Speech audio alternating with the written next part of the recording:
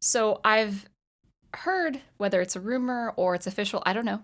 I heard an interesting thing regarding the upcoming Ahsoka series for the world of Star Wars, and I really don't want to talk about Star Wars anymore, but I also feel obligated to talk about what it means to be an artist, what it means to produce original art. Being an artist, a true artist, is a lot of work. It is a lot of hard work. And what I had heard of this series coming up is just yet another example of laziness and the lack of creativity. So let's just go ahead and dive right in. Ahsoka in this new series is going under the code name Stormcrow. Now, if that name sounds familiar to you, it's because it's a reference to Gandalf the White. This name was actually an accusation by Grima Wormtongue. The name pretty much is meant to malign Gandalf. You know, Gandalf is a troublemaker. Every time he appears, trouble is on its way or it's here. And so Grima Wormtongue, in front of the king and the public, or at least the king's men, is out to get Gandalf and bring down him and his reputation. Or at least, at the very least, say that, oh, he's a troublemaker, no go, let's get him out of here, just so he has his intent and Saruman's intent over the king, King Theoden.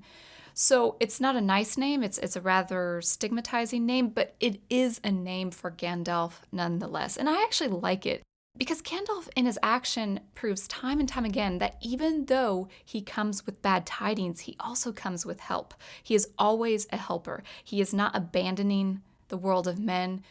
He is that central figure of light, really one of the most powerful allies the world of men could have at that time.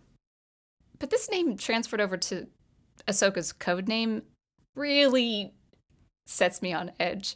And I would say for different reasons. One, we have that image at the end of Rebels where she's walking towards Sabine and she's dressed in white, and people have referred to as Ahsoka the White, which is, I would say, just it's frustrating because Star Wars, as epic as it is not like Lord of the Rings. Now, creators have made references to things they geek about before. I'm not saying that Dave Filoni, and this is Ahsoka's creator, so I'm going to refer to Dave Filoni because I think this would be his call, his decision to make this name. Yeah, of course he can refer to other things he loves, you know, whether it's Lord of the Rings or something out of Isaac Asimov or whatever the case is. You know, fine. The creator can do that, and I've seen it done well. Best example I can think of right now is Marvel's Agents of S.H.I.E.L.D., that television show where Phil Coulson, he is a leader and he's also a geek. And the way he refers to different things, whether it's Star Wars or Terminator, whatever the case is, it's great. It's well done and it fits his character. But this is not the same. This is straight up stealing. This is not referencing something you're geeking about like Lord of the Rings. This is stealing.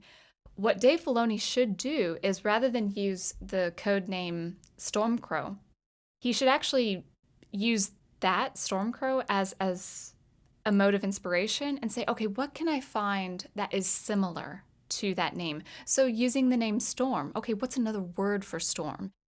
And then Crow, well, that's kind of like a bad tidings, you know, kind of heralding, you know.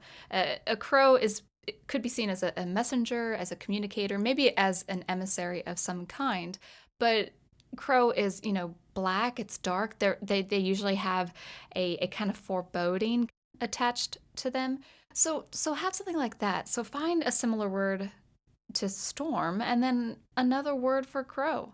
And then you'll get your inspiration there. And that is what it means to be a creator. Do not take Tolkien's name for Gandalf and just ham-fisted in the world of Star Wars. Really, there should not be a literal Ahsoka the White. If that's a meme or if that's something just kind of floating around there and on the online square, fine. That's one thing. But to actually make it literal is blatant laziness, or it's blatant arrogance. And I wonder if he even knows what that name means. As I had said before, it's a name to stigmatize Gandalf. It's a name to set people on edge, saying, oh, we should be afraid of Gandalf's appearance because he always comes with bad news. Is that what Dave Filoni wants for Ahsoka Tano? Does he understand the context? I mean, if that's what he's going for, maybe props to him and I'll applaud him for that, but I don't think so. I think he just wants the allure of Gandalf, Gandalf the White, that clean look about Gandalf when he's presenting himself to Theoden. So that's laziness.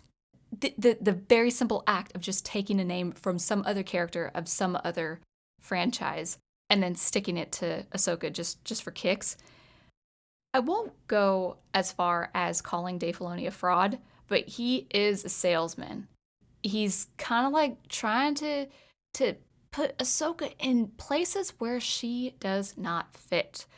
That's probably another topic, but I do see on YouTube comments now where they're saying, you know what, Dave Filoni really should have ended her story here, or Dave Filoni should have really had this closure for her here. It really doesn't make sense now that she's before the original trilogy and she's alive after the original trilogy and she has no part in the original trilogy. Why wasn't she there to help the rebellion? Why indeed? Why indeed?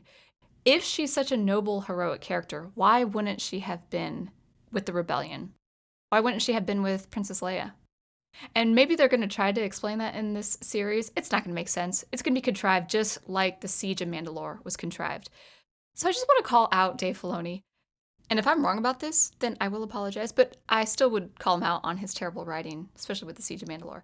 But also just his terrible writing with Ahsoka in general. He does not know how to write. And I'm going to say, as an artist working independently, it's so tough to make original art. It's tough to write. It's tough to compose music. And when I see Dave Filoni and people like him applauded for their work, when it's really so contrived and lazy and all of that, I'm going to call it out. I hope you enjoyed that. Let me know what you think in the comments below. You could totally disagree with me if you want, but of course be polite. And yeah, there you go. I'll see you next time.